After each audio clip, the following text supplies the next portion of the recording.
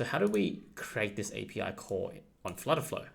So I can easily, after testing, if I'm happy with the overall structure, bring that into FlutterFlow.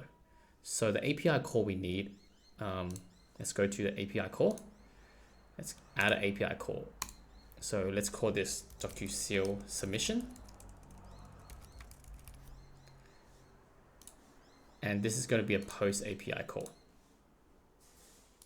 So it's a post API call. And what is the URL? So URL is basically this URL based on documentation. So API DocuSeal /submissions. And then what we need is basically some authentication headers actually. So let's add our auth header. So based on documentation, the headers we need are these fields. So content type, application /JSON, and X auth key, API key. So we can easily get that information. Let me just quickly copy this out. Content type first. I'm just going to copy like for like.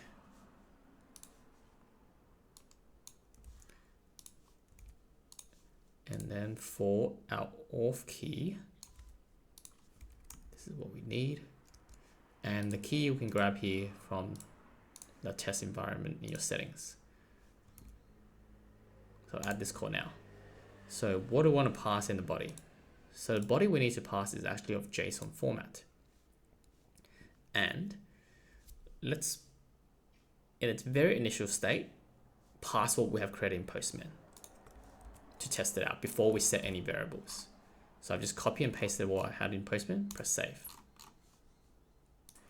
So let's test this to see if it works. So let's test the API call. Great, there is a response. You can see here that the test API call responded with success. Let's capture some information about the API call from the response field. So what do we want? Let's capture some metadata. Let's capture metadata about the ID. So it'll be the submission ID. Let's capture this. Let's call it submission ID. Because exactly the same, because the submission ID relates to both the buyer, you can see here the response is the buyer and the seller. They're the same submission ID. So we can just change it a bit later on how we want to save this information. But this is the response that we're getting. What else do we want to capture? I think that should be about it. Let's just capture this as submission ID because we'll need it later to use for the webhook.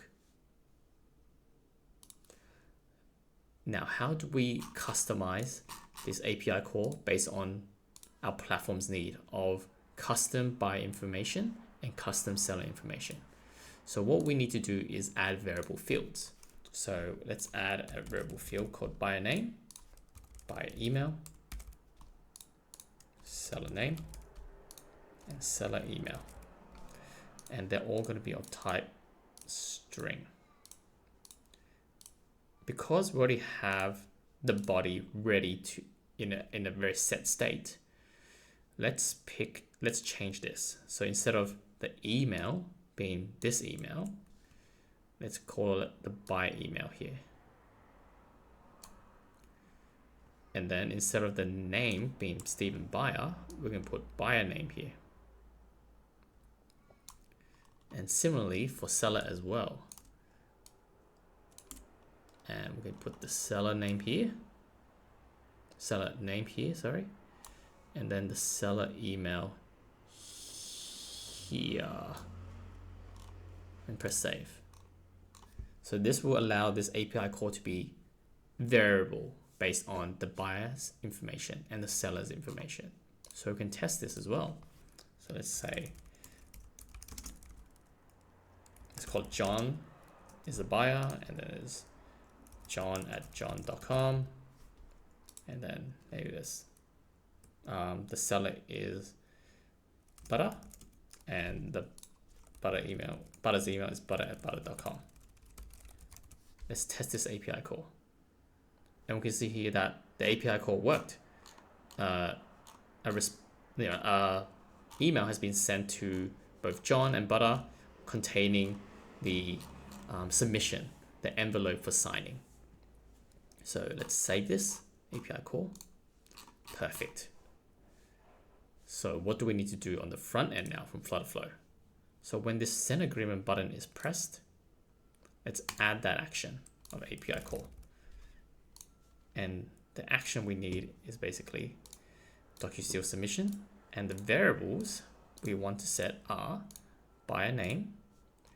It will be the widget of buyer name. Buyer email will be the widget of buyer email, and then the seller name will be the widget of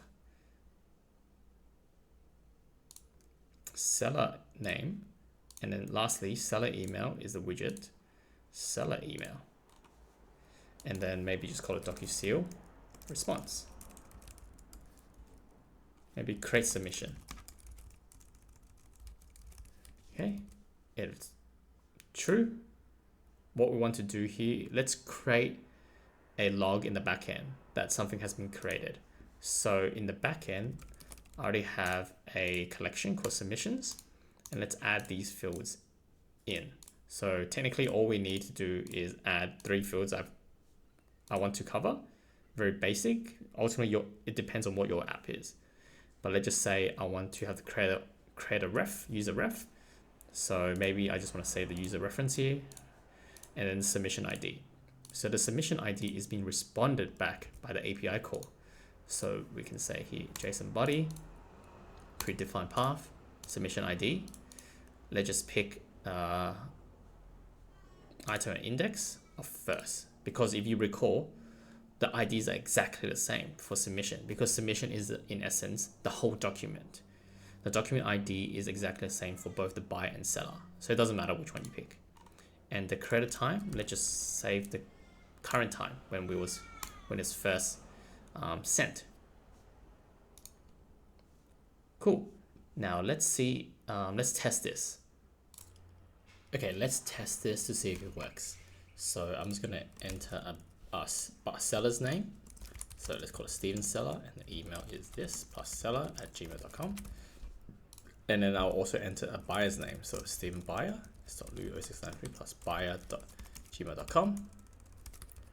And let's send the agreement. So you can see agreement has been sent for signing. So let's check our inbox to see if we have received the agreement. So perfect, I've received the agreement. So this is the seller account. And then subsequently, this is the buyer's email. So let's sign it, and you can see here that we can sign it easily. Perfect. So this is working as expected. You can see here also that the buyer's name and the seller's name has been populated automatically. I'm going to stop our tutorial here. In this lesson, we connected FlutterFlow to the API call to allow for electronic signing. In the next lesson, we'll cover webhooks and listening for signing completion. Remember to comment, like, or subscribe for more content on FlutterFlow and to follow this tutorial.